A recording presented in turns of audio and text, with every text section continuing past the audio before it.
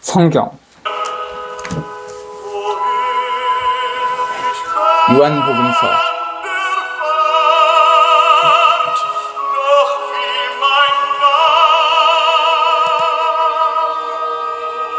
'신약'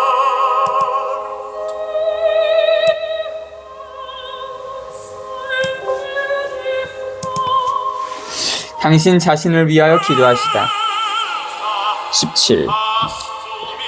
예수님께서는 이렇게 이르시고 나서 하늘을 향하여 눈을 들어 말씀하셨다. 아버지, 때가 왔습니다. 아들이 아버지를 영광스럽게 하도록 아버지의 아들을 영광스럽게 해주십시오. 아버지께서는 아버지께서 부으신 모든 이에게 영원한 생명을 주도록 아들에게 모든 사람에 대한 권한을 주셨습니다. 영원한 생명이란 홀로 참 하느님이신 아버지를 알고 아버지께서 보내신 예수 그리스도를 아는 것입니다. 아버지께서 저에게 하라고 맡기신 일을 완수하여 저는 땅에서 아버지를 영광스럽게 하였습니다. 아버지, 세상이 생기기 전에 제가 아버지 앞에서 누리던 그 영광으로 이제 다시 아버지 앞에서 저를 영광스럽게 해주십시오. 17장 1절부터 5절. 우리는 당신 생애와 활동 안에 나타난 참된 하느님이자 참된 인간이신 예수님과 더불어 당신 사업의 몸 받침으로써 영원한 생명을 얻을 수 있다. 참된 하나님께서는 우리 인간을 살리려고 당신 아들이 죽임을 당하시게 하면서까지 우리를 사랑하는 아버지이시다. 인간들을 위하여 목숨을 바치지 않는 모든 신은 거짓 신이고 우상이다. 참된 인간은 타인들의 형제자매가 되고 예수님처럼 그들을 위하여 목숨을 바치는 하나님의 자녀가 되고자 자기 자신을 열어놓는 사람이다. 하나님과 형제자매인 타인들에게 자기 자신을 닫는 모든 사람은 거짓된 사람이다.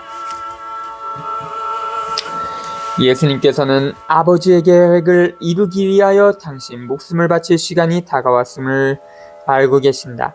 예수님께서는 아버지의 영광을 위하여, 즉 인류를 위하시는 아버지의 사랑을 드러내기 위하여 당신 온 생애를 바치셨다.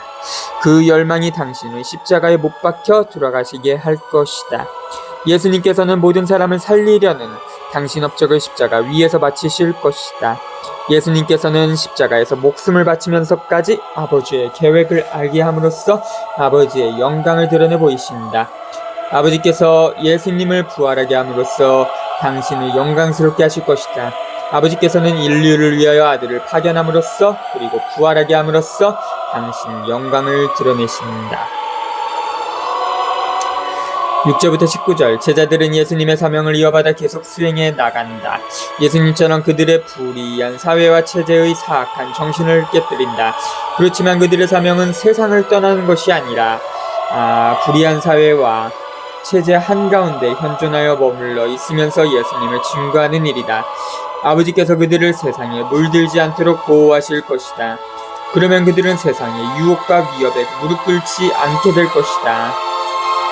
예수님께서는 제자들이 당신과 일치해 있게 해주시도록 아버지께 청하신다. 제자들은 불의와 폭력과 죽임이 판치는 사회 속에서 살아가야 하기 때문이다. 살아남아서 예수님께서 인류 안에 현존하여 계심을 증거해야 하기 때문이다. 예수님께서는 제자들을 불의한 사회와 세계로부터 빼내주시도록 청하지 않고 다만 그들이 불의한 사회를 담는 사고방식과 생활방식에 젖지 않게 해주시도록 청하신다. 예수님을 따라 예수님처럼 살고자 하는 사람들은 불의한 사회와 세계를 정의로운 사회와 세계로 바꾸어 놓으라는 사명을 받는다. 그 사명을 다하자면 모든 사람과 모든 백성을 자유롭고 행복하게 살게 하려는 계획을 꾸준히 밀고 가기 위하여 진리로 거룩해질 필요가 있다.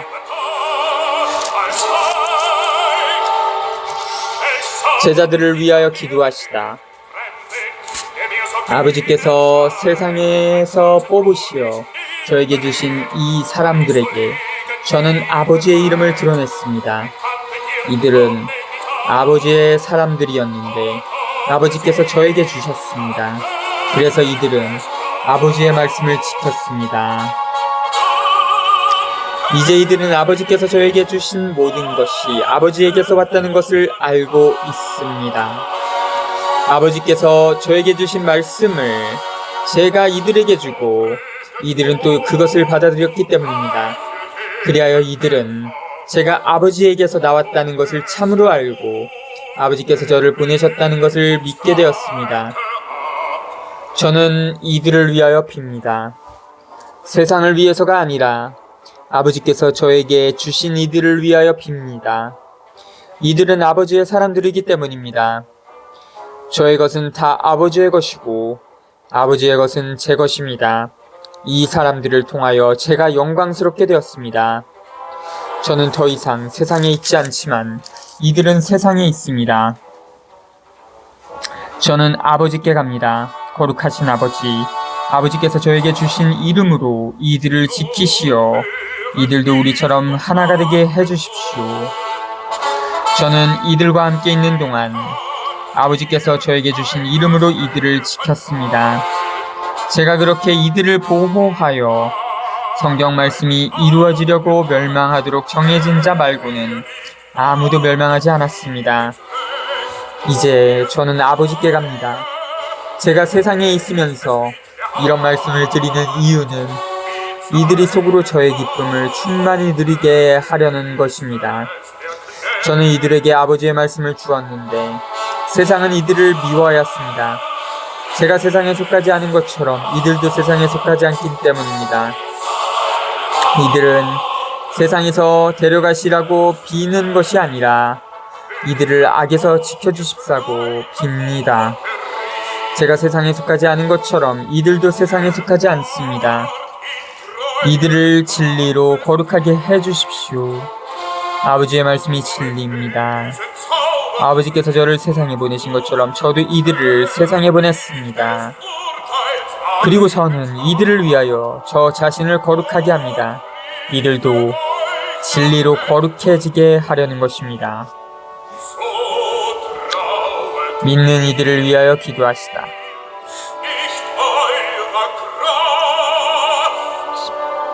저는 이들만이 아니라 이들의 말을 듣고 저를 믿는 이들을 위해서도 빕니다.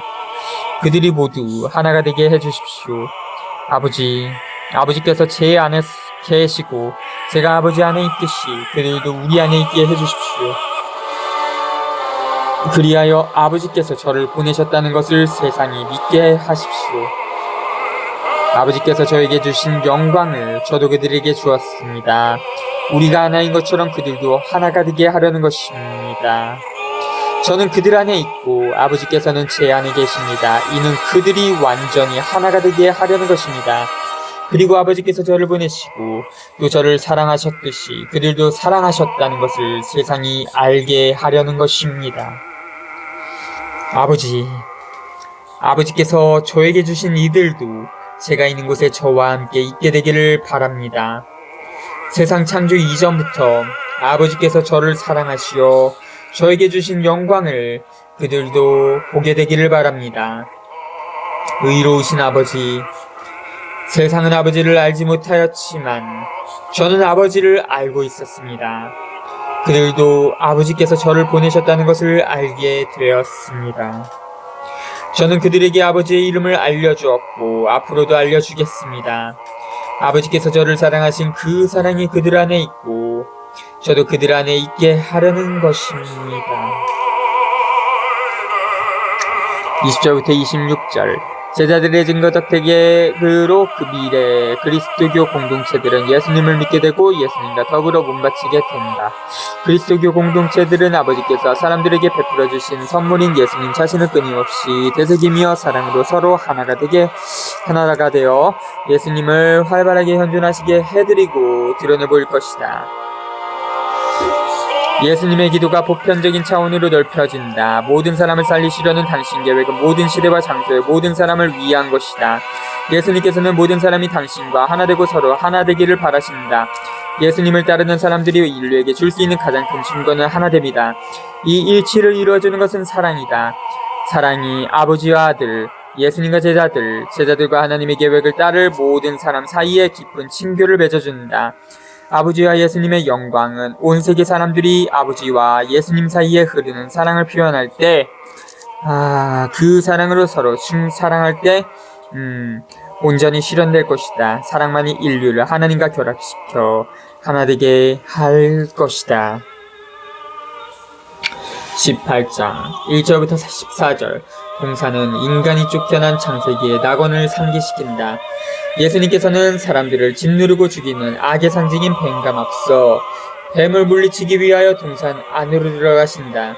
그 누구도 예수님을 붙잡을 권리 또는 당신을 감쌀 능력을 가지고 있지 않다. 예수님께서는 아버지께서 맡기신 사명을 끝까지 다하기 위해 당신 자유의지로 붙잡히고 당신 자신을 넘겨주신다.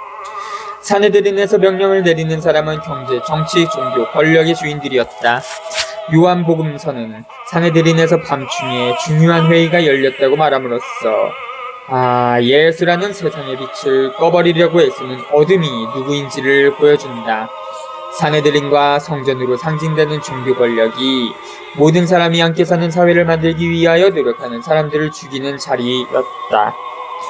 당신 목숨을 바치는 예수님께서는 다른 사람들의 생명을 요구하지 않으신다. 제자들은 당신을 사랑한다는 표시로 당장 목숨을 끊을 필요는 없다. 그들은 새로운 모양으로 자기네 사랑을 표현해야 할 것이다. 즉 양떼를 위하여 목숨을 바쳐야 할 것이다. 순환하는 순간에 예수님께서는 모든 일을 혼자 하신다. 당신 자신의 목숨을 바치시기 때문이다. 시몬 베드로는 목숨을 바치는 메시아를 받아들이지 않는 사람들을 상징한다. 그래서 칼을 가지고 반발한다. 대사자의 종 말코스의 오른쪽 귀를 잘라버린다. 말코스의 귀를 자름으로써 베드로는 사내들인을 맡아 이끄는 대사제가 옹호하는 종교 체제에 반발하고 있다. 그러나 그의 행위는 인정받을 수 없는 행위다. 폭력을 폭력으로 맞서기 때문이다. 예수님께서는 먼저 한나스에게로 끌려가신다. 한나스는 대사제라는 자기 칭호를 가지고 있으면서 사내들인의 결정적인 영향력을 행사하고 있었다. 이 시기에는 로마가 자기네 마음에 드는 사람을 대사제로 임명했다. 이런 형태로 유다인들의 종교적 지도권은 식민주의자들의 놀이개가 되었다. 더군다나 나라 경제와 성전 보물을 통제하던 정치적 타당인 사두가이들이 대사제의 자리를 차지했다. 잡히시다.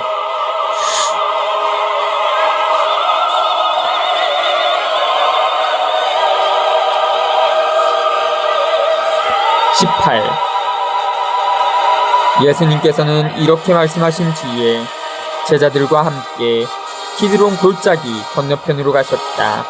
거기에 정원이 하나 있었는데 제자들과 함께 그곳에 들어가셨다. 예수님께서 제자들과 함께 여러 번 거기에 모이셨기 때문에 그분을 팔아넘길 유다도 그곳을 알고 있었다. 그래서 유다는 군대와 함께 수석 사제들과 바리사이들이 보는 성전 정비병들을 데리고 그리로 갔다. 그들은 등불과 횃불과 무기를 들고 있었다. 예수님께서는 당신께 닥쳐오는 모든 일을 아시고 앞으로 나서시며 그들에게 누구를 찾느냐 하고 물으셨다. 그들이 나자렛 사람 예수요 하고 대답하자 예수님께서 그들에게 나다 하고 말씀하셨다. 예수님을 팔아넘길 유다도 그들과 함께 서 있었다. 예수님께서 나다 하실 때 그들은 뒷걸음치다가 땅에 넘어졌다. 예수님께서 다시 그들에게 누구를 찾느냐 하고 물으시니 그들이 나자렛 사람 예수요 하고 대답하였다. 예수님께서 말씀하셨다. 나다 하지 않았느냐? 너희가 나를 찾는다면 이 사람들은 가게 내버려 두어라. 이는 아버지께서 저에게 주신 사람들 가운데 하나도 잃지 않았습니다.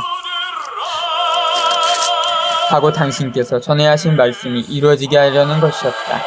그때 시몬 베드로가 가지고 있던 칼을 뽑아 대사자의 종을 내리쳐 오른쪽 귀를 잘라버렸다. 그 종의 이름은 말코스였다. 그러자 예수님께서 베드로에게 이르셨다. 그 칼을 칼집에 꽂아라. 아버지께서 나에게 주신 이 잔을 내가 마셔야 하지 않겠느냐. 한나스의 신문가 베드로의 부인.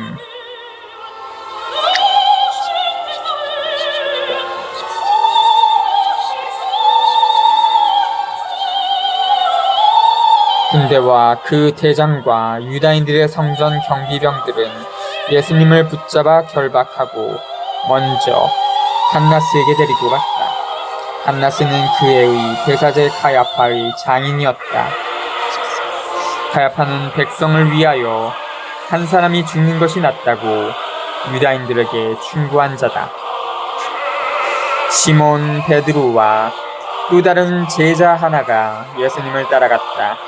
그 제자는 대사자와 아는 사이여서 예수님과 함께 대사제의 저택 안뜰에 들어갔다.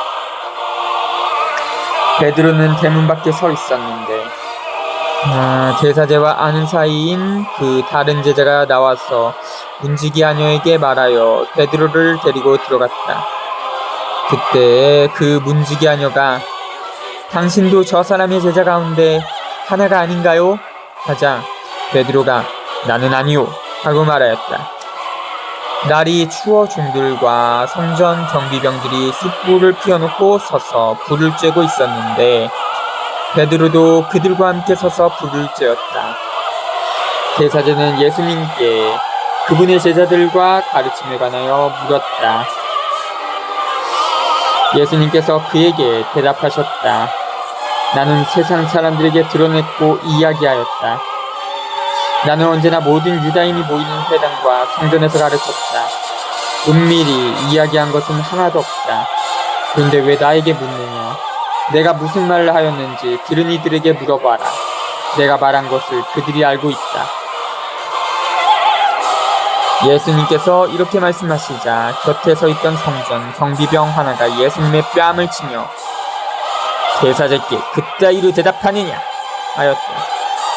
예수님께서 그에게 대답하셨다. 내가 잘못 이야기하였다면 그 잘못을 증거를 대보아라. 그러나 내가 옳게 이야기하였다면 왜 나를 치느냐? 한나스는 예수님을 결박한 채로 가야파 대제자에게 보냈다. 시몬 베드로는 서서 불을 쬐고 있었다.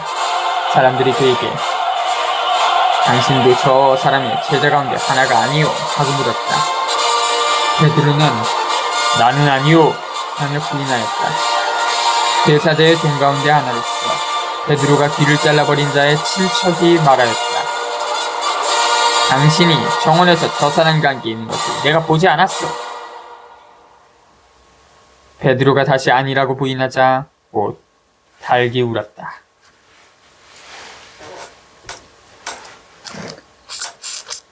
(15절부터 27절) 베드로가 당신을 부인하고 있는 사이에 예수님께서는 당신 자신을 증거하고 계신다. 베드로의 태도와 예수님의 태도는 대조적이다. 전에 베드로는 폭력을 썼지만 예수님께서는 스스로 당신 자신을 넘겨주셨다. 이제 예수님께서는 종교 지도자들 앞에서 당신 자신을 용감하게 증거하신다. 당신이 해온 활동을 조금도 부인하지 않으신다. 그와 대조적으로 베드로는 자신이 예수님의 제자라는 사실과 과거에 예수님께 애착하고 따라다녔다는 사실을 비겁하게 부인한다. 예수님께서는 땅 위에서 당신이 수행해야 할 활동 기간을 마치셨다. 이제 당신 추종자들이 계속해서 당신을 증거해야 한다. 사내들인의 경비병 하나가 대사제에게 말대꾸한다고 예수님의 뺨을 때린다. 권력의 하수인이 눈이 멀어 권력이 아부하고 있는 것이다. 예수님께서는 그런 경비병에게 당신을 때리는 이유를 대라고 따짐으로써 그에게 자기 생각에 따라서 자유롭게 행동하라고 다그치신다. 베드로가 세 번째로 예수님을 모른다고 말하자 예수님께서 미리 말씀하신 대로 바로 달기 울었다. 유다인들은 닭은 날이 새기도 전에 운다고 해서 귀신을 닮았다고 여겼기 때문에 예루살렘에서는 닭을 기르지 못하도록 금지하고 있었다. 닭 울음소리는 예수님을 모른다고 부인하는 베드로의 목소리가 울리는 것처럼 들린다. 베드로와 마귀가 똑같은 소리로 울고 있는 꼴이다. 빌라도에게 신문을 받으시다.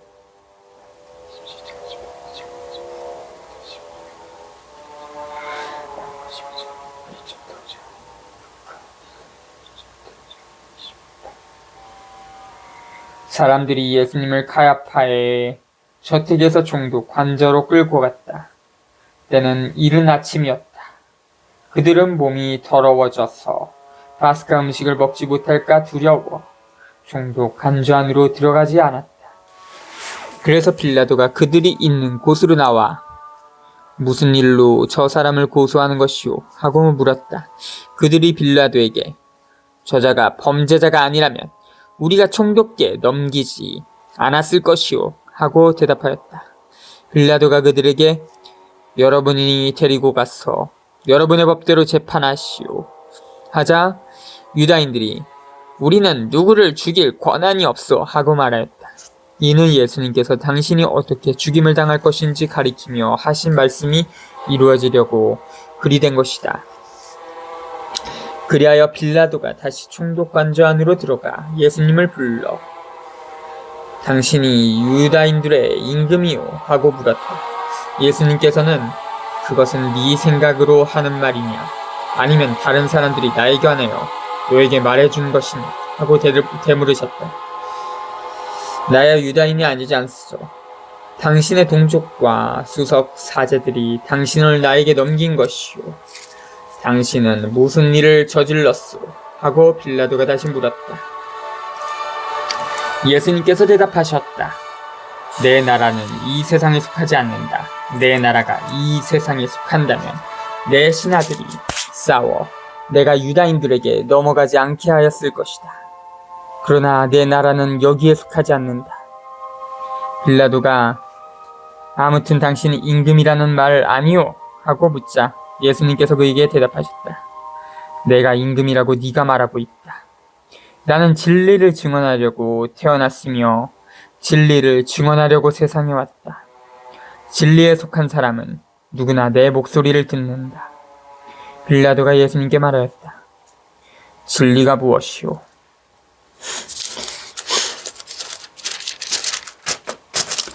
28절부터 32절 종교 권력의 대표자들과 정치 권력의 대표자들이 나사렛 예수님의 문제를 해결하기 위하여 만났다. 이때가 단순한 명절로 변해버린 해방절인 파스카 전날 밤이었다. 유다교의 당국자들은 이미 예수님을 죽이기로 결정을 내렸다. 빌라도의 인준만을 받아내려 하고 있다. 예수님께서 빌라도 앞에 서신 아침은 6째 날이다. 창세 1에서는 6째 날 하나님께서 인간을 창조하셨다고 말한다. 그 6째 날에 예수님께서는 모든 사람, 모든 백성, 온 인류가 모두 함께 살도록 하는 분으로서 나서신다. 종교 지도자들은 이방인과 접촉하면 불결해지고 파스카 만찬에 참여할 수 없다고 여기기 때문에 이방인 총독관저 안으로는 들어가지 않는다. 예수님께서는 당신 몸소 섬기는 종으로서 제자들의 발을 씻어줌으로써 정결에 관하여 그들과 전혀 다른 생각과 실천을 보여주셨다. 빌라도는 종교 지도자들더러 예수님의 문제를 율법에 따라서 처리하라고 말한다. 그러나 사내들인은 로마가 사내들인에게 사형 집행권을 주지 않아서 예수님을 처형할 수 없기 때문에 빌라도에게 사형을 선고하도록 몰아붙인다. 33절부터 38절 전단. 예수님께서는 당신이 왕이라고 확실하게 주장하신다. 그렇지만 당신 왕권은 이 세상 통치자들의 왕권과 같지 않다. 이 세상의 통치자들은 백성을 억누르고 착취하면서 그 억압과 착취를 감추기 위하여 관념 체계를 만들어 내서 사기를 친다. 그런 자들이 지배하는 세상은 거짓된 불의한 세상이다. 그와 반대로 예수님께서는 사람들에게 참된 하나님과 참된 사람을 알게 함으로써 그들을 살리는 왕이시다. 당신의 나라는 진리의 나라다. 그 나라에서는 착취 대신에 나눔이, 억압 대신에 형제가 넘친다. 예수님의 왕권 역시 사회와 세계를 위한 것이지만 권력자들이 지멋대로 정해놓은 법을 따르지 않는다. 당신의 왕권은 목숨을 바쳐 섬기는 왕권이기 때문이다. 예수님의 왕권은 모든 사람, 모든 백성, 온 인류로 하여금 서로 위해주고 섬기면서 모든 것을 나누도록 하기 위하여 목숨을 바치는 데 있다. 빌라도는 예수님께서 하시는 말씀을 알아듣지 못하고 진리가 무엇이오? 라고 묻는다. 사형 선고를 받으시다.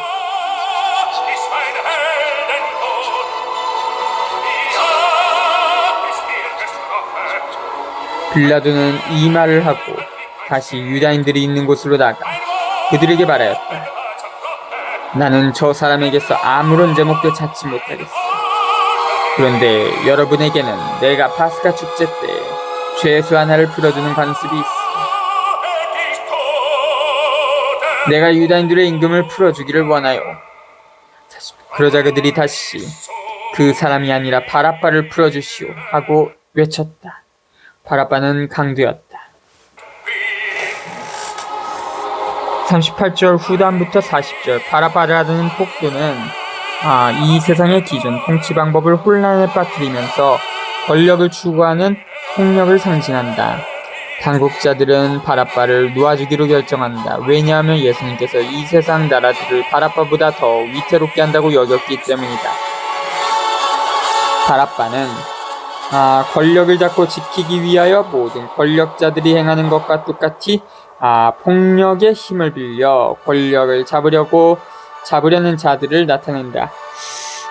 종교 당국자들도 폭력을 선택한다. 그들은 폭력에 기대어 불의하고 부당한 권력을 지키려 한다. 19. 그리하여 빌라도는 예수님을 데려다가 군사들에게 채찍질을 하게 하였다. 군사들은 또 가시나무로 관을 엮어 예수님 머리에 씌우고 자주색 옷을 입히고 나서 그분께 다가가 유다인들의 임금님 만세! 하며 그분의 뺨을 쳐댔다. 19장 1절부터 3절 병사들은 예수님을 왕으로 꾸민다. 가시나무로 왕관을 엮어 씌우고 자주색 겉옷을 입힌다.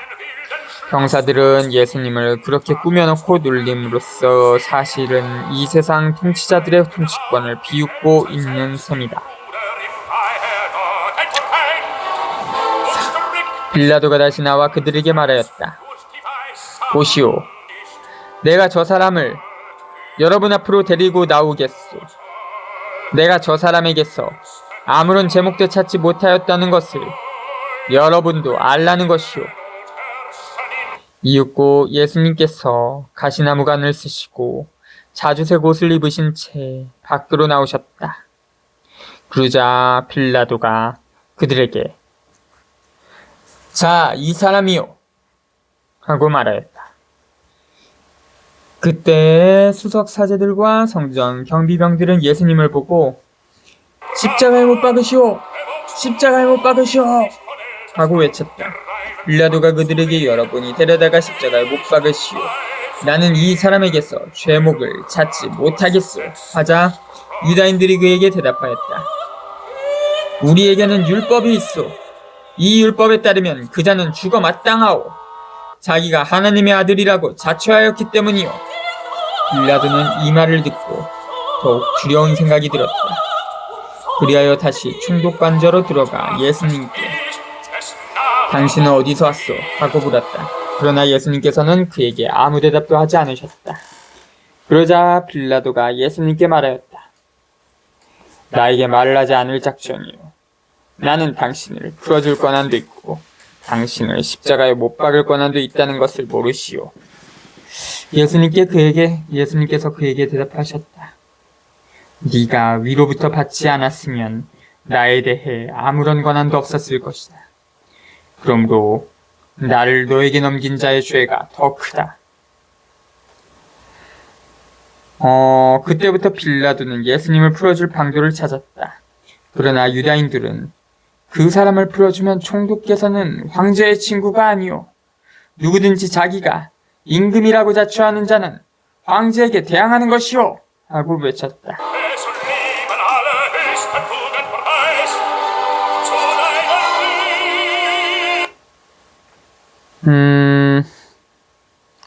19장 1절부터 3절 병사들은 예수님을 왕으로 뽑는다. 가시나무로 왕관을 엮어 씌우고 자주를 걷어서 입힌다. 이 병사들은 예수님을 그렇게 꾸며놓고 놀림으로써 사실은 이 세상 통치자들이 통치권을 피우고 있는 것입니다.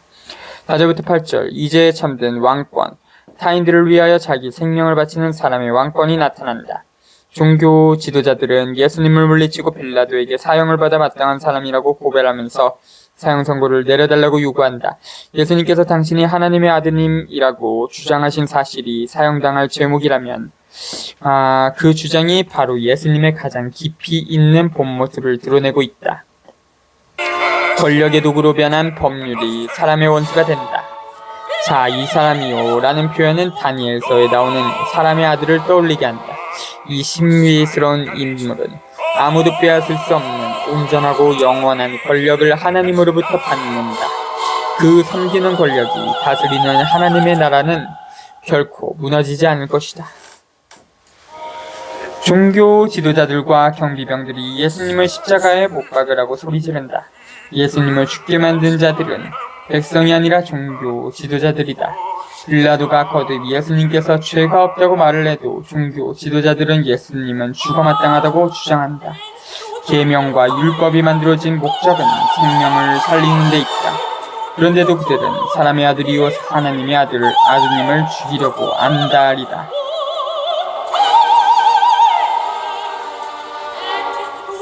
어, 9절부터 12절 전단. 예수님께서는 빌라도의 미신적 두려움을 이용하여 풀려나려 하지 않으신다. 유다교의 우두머리들은 예수님을 자기네 이익을 위협하는 인물로 보고 예수님에게 사형 선고를 내려달라고 요구하면서 외국인 억압자인 로마 총독 빌라도와 손을 잡는다. 빌라도가 처한 어려움은 불의한 권력 체제에 매인 사람으로서 겪는 어려움이다. 자기 자리를 위험한 지경에 빠뜨릴 것인가 아니면 죄 없는 사람을 희생시킬 것인가 하는 진퇴양난에 빠진다. 유일하게 절대권을 가지고 계신 하나님도 빌라도와 유다교의 우두머리들이 스스로 결정을 내리고 그 책임을 지도록 하실 도리밖에 없으시다. 예수님께서는 모든 권한과 권력이 오로지 하나님의 것임을 보여주신다. 그런 권한과 권력을 위임받은 사람은 모든 사람의 자유의지를 존중하면서 모든 사람이 함께 살 수 있게끔 행사해야 한다. 예수님처럼 섬기지 않는 권력자는 백성을 죽이는 불의한 권력자다. 12절 후단부터 16절 전단. 낮이 되자 성전의 사제들은 이집트 노예살이가 끝났음을 기념하는 축제인 파스카 잔치를 지내기 위하여 어린 양들을 잡기 시작한다. 바로 그 순간에 사제들의 우두머리들은 억압자 로마 총독의 신하로 나섬으로써 무신론적인 고백을 하고 있다. 비고석에서 예수님께서는 우두머리들이 당신에게 내리는 판결을 묵묵히 받으신다. 정치 권력자들이 예수님을 놓아주려고 하자 종교 권력자들이 마지막 수단을 쓴다. 빌라도가 만일 예수님을 놓아주면 로마 제국의 위험한 임무를 감싸고 돌았다고 황제에게 고발하겠노라고 일러댄다. 그리고 수석 사제들은 우리 임금은 황제뿐이오라고 말한다. 마침내 빌라도는 자기 자리를 지키려고 죄 없는 예수님을 사형시키라고 넘겨주고 만다. 정치 권력과 종교 권력이 서로의 이익을 위하여 손을 잡고 부당한 짓을 행한다.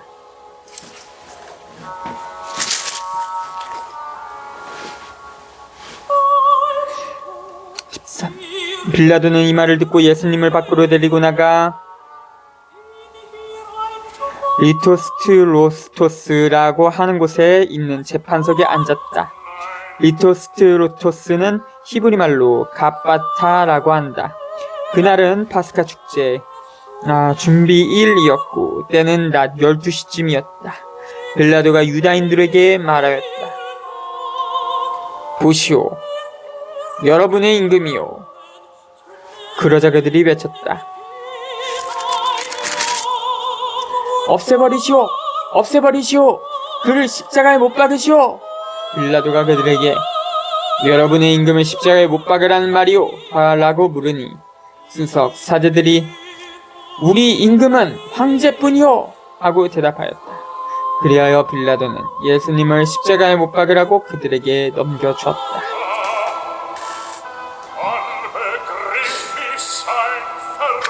십자가에 못 박히시다.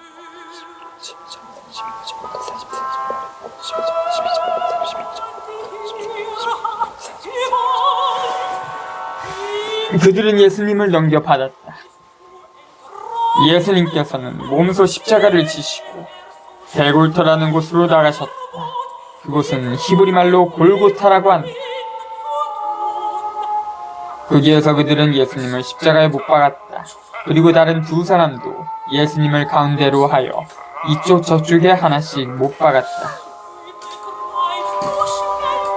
16절 후반부터 18절. 십자가는 예수님께서 당신 왕권을 행사하시는 어자이시다.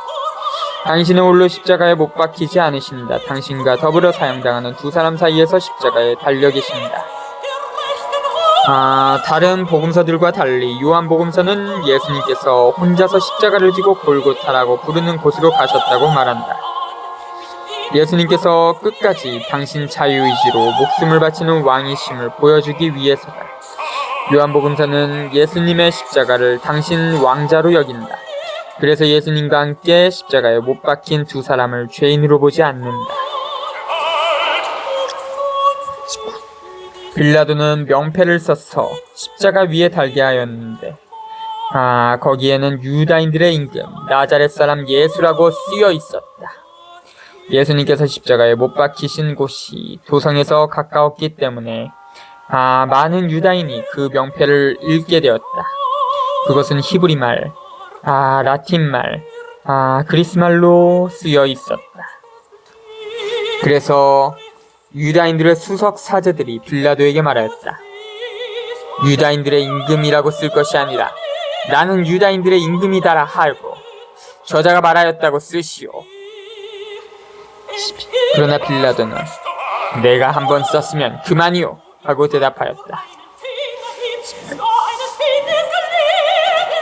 19절부터 22절. 예수님의 십자가 위에 붙여진 명패는 십자가에 못 박혀 죽은 예수님을 하나님께서 인류와 맺으시는 새로운 계약의 성사로서 제시한다.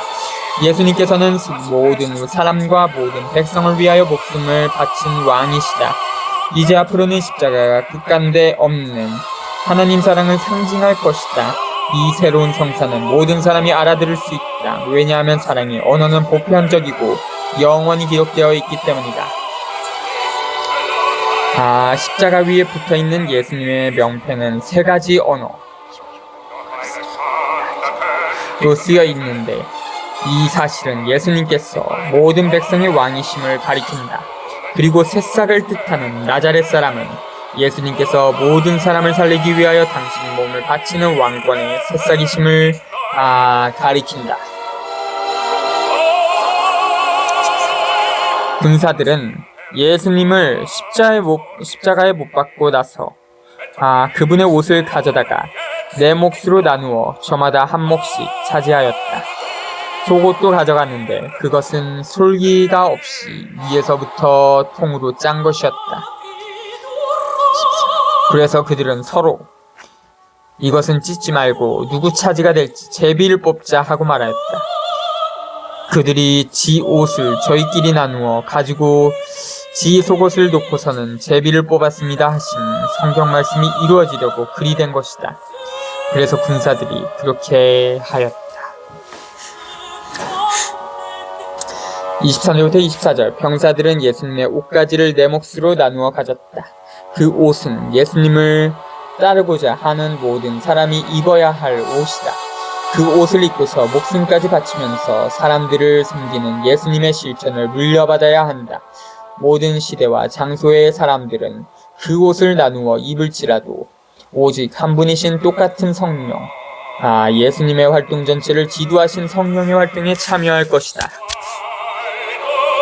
예수님께서는 땅 위에서 행사할 수 있는 모든 힘과 권력을 포기할 뿐 아니라 당신 옷까지 빼앗김으로써 우리에게 권한과 권력을 어떻게 행사해야 하는지를 가르쳐 주신다.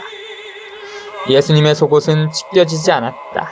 이는 섬김을 통하여 건설되는 당신 나라의 정신이 고스란히 온 세상에 스며들 것임을 나타내 보인다. 예수님의 십자가 곁에는 그분의 어머니와 이모, 클로파스의 아내 마리아 막달레나가 서 있었다. 예수님께서는 당신의 어머니와 그 곁에 선 사랑하시는 제자를 보시고 어머니에게 말씀하셨다.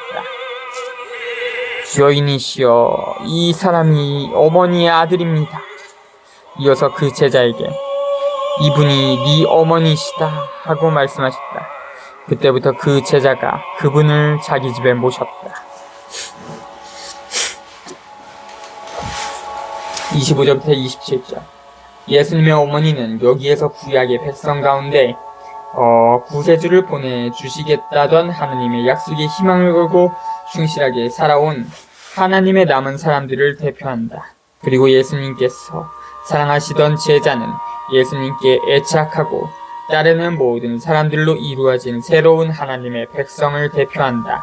어머니와 아들의 관계를 가지고 복음서 저자는 당신 약속을 충실하게 지켜가는 하나님 백성의 통일성과 연속성을 보여준다.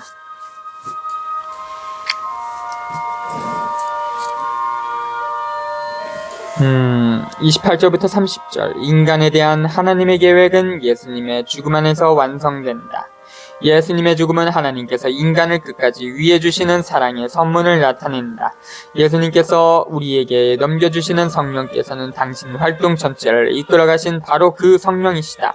성령께서는 보편적인 하나님의 나라를 실현하고 예수님의 사업을 이어갈 새로운 하나님의 백성을 일으켜 세우실 것이다. 십자가 위에서 목이 마른 예수님께서는 모든 사람이 충실한 사랑으로 당신을 받아들이기를 목말라 하고 계신다. 포도주는 사랑을 상징하고 포도주는 미움을 상징한다.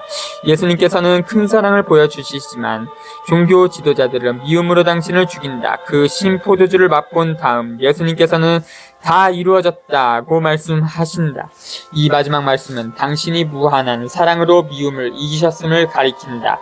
그 말씀을 마친 다음 고개를 떨어뜨리고 숨을 거두신다. 아버지께서 당신께 실현하도록 맡기신 사업을 모두 마치신다. 그와 동시에 그 사업을 수행하시는 과정에서 당신께 영감을 불어넣어 주시던 성령을 아버지께 되돌려 드리신다. 성령께서는 예수님께서 부활하시는 날 공동체에게 다시 오기 위하여 예수님께 돌아가신다.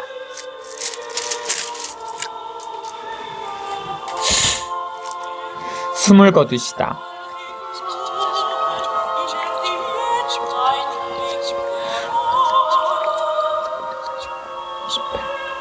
그 뒤에 이미 모든 일이 다 이루어졌음을 아신 예수님께서는 성경 말씀이 이루어지게 하시려고 목마르다 하고 말씀하셨다.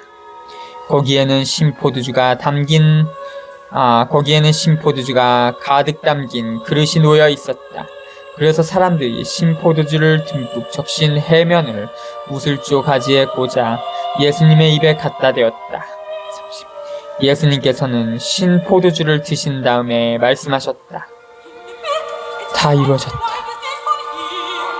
이어서 고개를 숙이시며 숨을 거두셨다.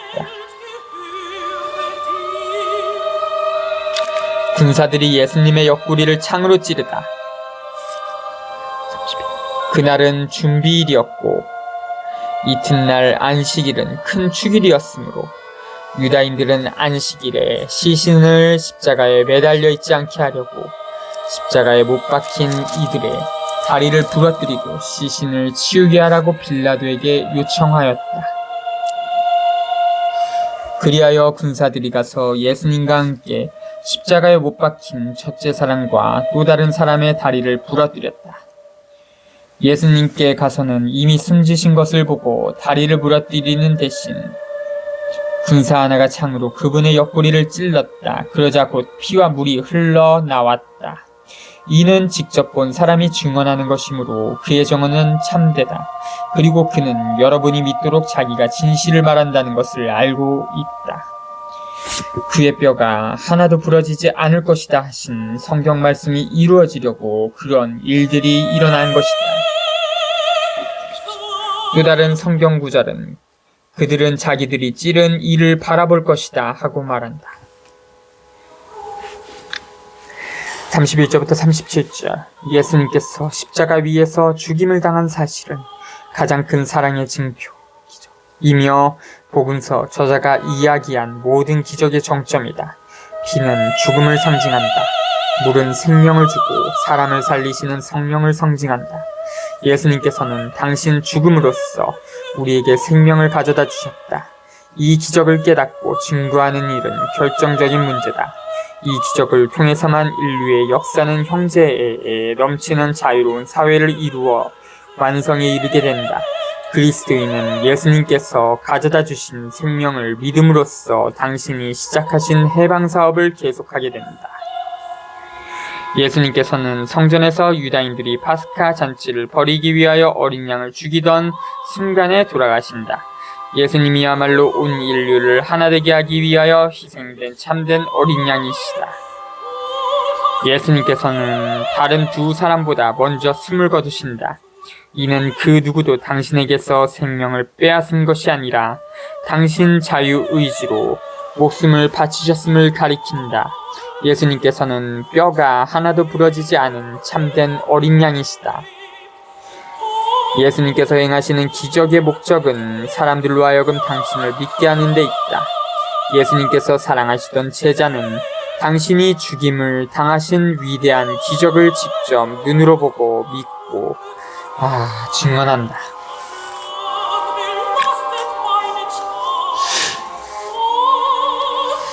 어, 38절부터 42절. 예수님 순환의 비극은 창조 사업이 시작될 때와 똑같은 모습으로 끝난다. 예수님께서는 낙원의 동산 안에 계신다. 뱀을 이긴 예수님께서는 인간에게 다시금 하나님과의 친교 안에서 자기 자신을 온전하게 실현할 가능성을 열어주신다. 여기에서 우리는 그리스도인에게 대단히 중요한 문제에 맞닥뜨린다. 오늘날 살아계신 예수님을 믿고 증거하느냐, 아니면 예수님을 실패하고 과거에 묻힌 희생자로 보느냐 하는 갈림길에 서게 된다. 후자의 경우에는 권력자들의 폭력 앞에서 불구자가 되어 예수님을 증거할 수가 없게 된다. 아리마테아 사람 요셉과 사내들인의 구성원 니코데모는 예수님께서 돌아가신 다음에야 예수님을 만난다. 치유받은 소경과 달리 이들은 자기들이 예수님을 믿는다고 용감하게 고백하지 못했었다. 예수님의 죽음이 그들에게 용기를 준 것이다. 100근이 넘는 향유는 예수님의 왕권을 가리킨다. 당시에는 왕에게만 그렇게 많은 향유를 사용하여 묻었다. 예수님께서는 정말로 생명을 주는 왕이시다. 그리고 동산은 생명을 상징한다. 그래서 동산에 묻히신다. 새 무덤은 예수님께서 죽음을 이기는 생명의 생인이심을 가리킨다. 묻히시다.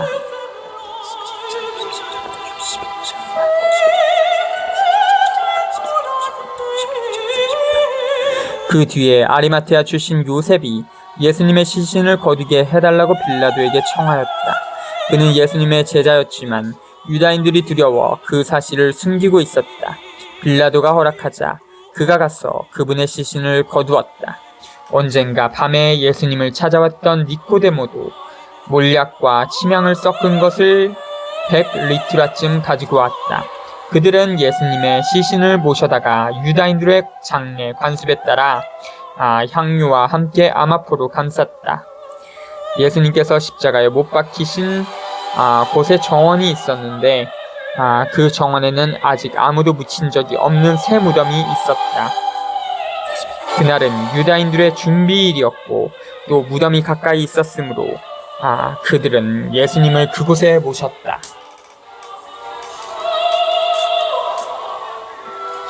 자주